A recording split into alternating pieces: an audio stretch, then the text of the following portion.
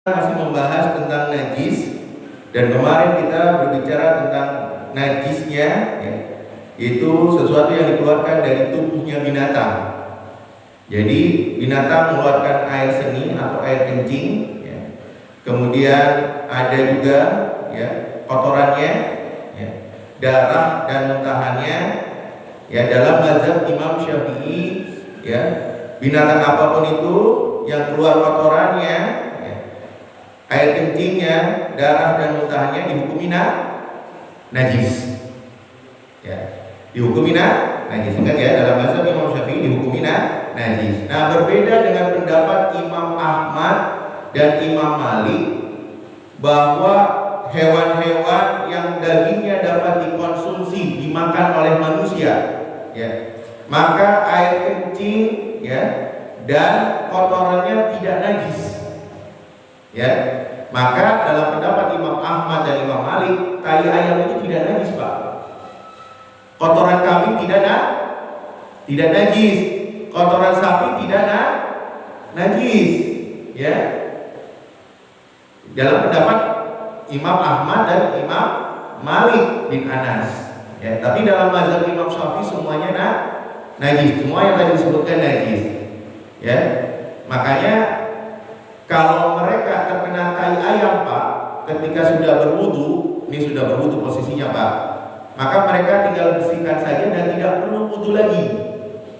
Tidak perlu wudu lagi. Berbeda dengan mazhab Imam Syafi'i, ya, apabila terkena kotoran misalnya tai ayam di tangan kita, Pak, ya, atau kotoran burung yang hinggap di tangan kita, Pak, maka kita membersihkan tainya sekaligus kita wudu lagi, Pak.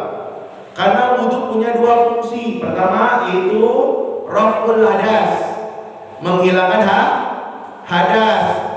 Yang kedua izalatun najasah, menghilangkan najis. Ya, kalau dalam mazhab Imam Syafi'i harus wudu lagi, Pak. Ya, harus wudu lagi.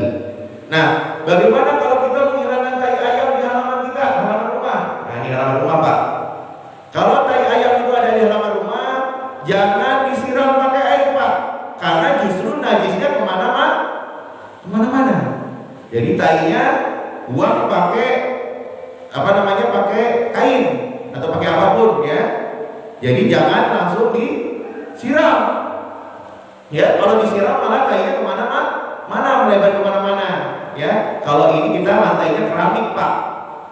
Beda kalau lantainya tanah, ya. Nah, kalau lantainya keramik, maka apa yang terjadi? Kemana-mana, Pak, najisnya malah, ya, melebar. Makanya kalau ada tai ayam di pekarangan rumah kita, ya, kita ambil kain, kita bersihkan, Pak.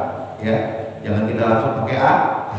Ya, itu cara membersihkan untuk tai kotoran binatang, ya, yang dagingnya dapat dimakan. Kalau dalam mazhab Imam Ahmad nggak ada masalah, Pak. Ya, itu bukan najis, terkena kotoran juga tidak najis. Nah, tapi kalau dalam mazhab Imam Syafi'i semua kotoran hewan dihukumi najis. Nah, itu, Pak, itu kotoran hewan, ya. Nah, darah juga, muntahannya juga. Makanya darah sapi, darah kambing dihukumi najis, Pak. Kalau terpercik ke badan kita atau ke pakaian kita, maka kita tidak bisa pakai untuk sholat. Makanya orang-orang yang gagal itu atau yang itu harus ganti pakaiannya untuk kesucian, ya, seperti itu. Nah, sekarang